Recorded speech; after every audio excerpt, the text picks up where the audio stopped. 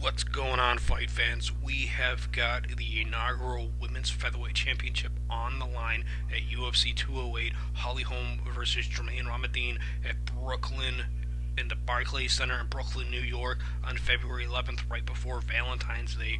And the main event is it's being said that this is going to be the main event, which is huge. They're recording a new champion, and it's going to be Holly Holm, the first woman to ever beat Ronda Rousey in the UFC and in her pro career, and Jermaine de Randamie, who is a legit badass woman, the Iron Lady versus the Preacher's Daughter at UFC 208 for the first ever in the first ever featherweight championship. I'm pretty sure it's first ever featherweight fight in the UFC, and it's for the championship in the featherweight division. No Cyborg. Cyborg turned down 2 fights because she wanted 12 weeks to get ready for the fight. So we get Holly versus Jermaine first, and this is going to be awesome when these two women collide, and then the winner of this is going to go on to fight Cyborg. I'm pretty sure is what it sounds like is going to take place. Is the first ever champion will defend the title against Cyborg down the road. That's awesome. So let's get to the preview here with stuff about these two women. So they announced the fight right for 145 for UFC 208 on December 13th. Is when they announced it. Tickets go on sale to the general public on December 16th. UFC Fight Club members will have access to tickets on the 14th, actually. That's pretty interesting. Was not aware of that. It would be awesome to go to that, but I really don't believe I'll be going down to Brooklyn from where I am for that one. But maybe I will, who knows. But, so anyways, let's go over to Jermaine de Randamie. She is ranked right now the number 11 in the women's bantamweight division. She's got one performance of the night bonus from a fight she had. She is 6-3 in her record. She is from the Netherlands. She's 5'9". Reach is 71. She's 32 years old right now, from my understanding. She won her UFC debut against Julie Cadiz, and she won that by split decision. She lost to the now champion, back then she was not the champion, Amanda Nunes. The current bantamweight women's champion had defeated Jermaine de Randamie by a first round KO TKO. Then she came back at UFC 185 and beat Larissa Panchio by a second round KO TKO. Then in her next fight, she defeated Anne Moros by a first round KO TKO with a performance of the night bonus there. She's been a pro since 2008. She has one win. This is 1 wins by KO, but she has TKO victories. She has 3 wins by KO TKO, so 1 KO and then 2 TKOs apparently. To my understanding, she's won 6 of her last 8 fights. She has 2 first-round finishes. She has been described by Cesar Gracie as the female Anderson Silva, which is awesome. Her first Muay Thai coach gave her the nickname the Iron Lady, and she has been fighting and training. She's been training since she was 15 years old in Muay Thai and other stuff. She had her ranks in the past and titles. She has 1 Dutch title in Muay Thai, 3 European titles in Muay Thai, 10 world titles in Muay Thai in 3 different weight classes from 7 different organizations. She was 46-0, I believe, as a pro in Muay Thai fights.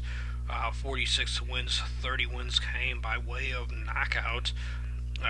That's freaking badass. That is awesome. She is undefeated as a pro in Muay Thai, which is insane. She loves the elbows, so you gotta watch out for that when she takes on Holly Holm. And now we'll get back to some more stuff about Jermaine de Randamie in a moment. Holly Holm, 10-2. She is currently ranked as the number 4 woman in the bantamweight division. She has 1 performance of the night and 1 fight of the night. She is fighting from Albuquerque, New Mexico. She is 35 right now. Her reach is 69. She is 5'8". 69. her leg reach is 38. Interesting they don't have de Randamie's leg reach in there, but yeah, whatever. So she was the first woman to ever beat Ronda in an epic second round knockout performance of the night. It's going to be awesome. I can't wait for the comeback of Ronda. This is going to be epic to see how she does. I'm really extremely looking forward to it. I'll be getting my prediction up for that this week, actually, for Ronda versus Nunes. And then Tate, in a shocking submission victory over Holly, won the title. And then Holly went on to fight Valentina Shevchenko and lost by unanimous decision in what I thought was a pretty huge upset. She has multiple world titles in boxing. She was ranked number one in numerous organizations at different times.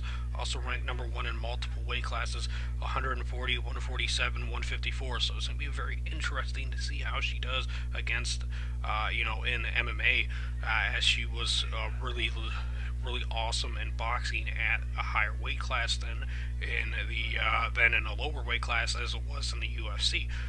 So she's going to be able to have more weight on her as she fights. So it's going to be very interesting to see how this one goes down, and I'm extremely looking forward to it.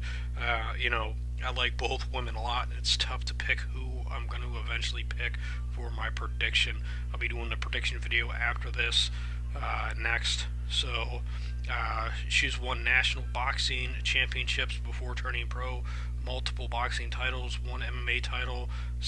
She has some knockouts. She went pro in 2011. She started training when she was 16 in cardio, kickboxing, workouts, and so forth. She's full-time in MMA since 2013. 7 wins by KO, 3 decision wins.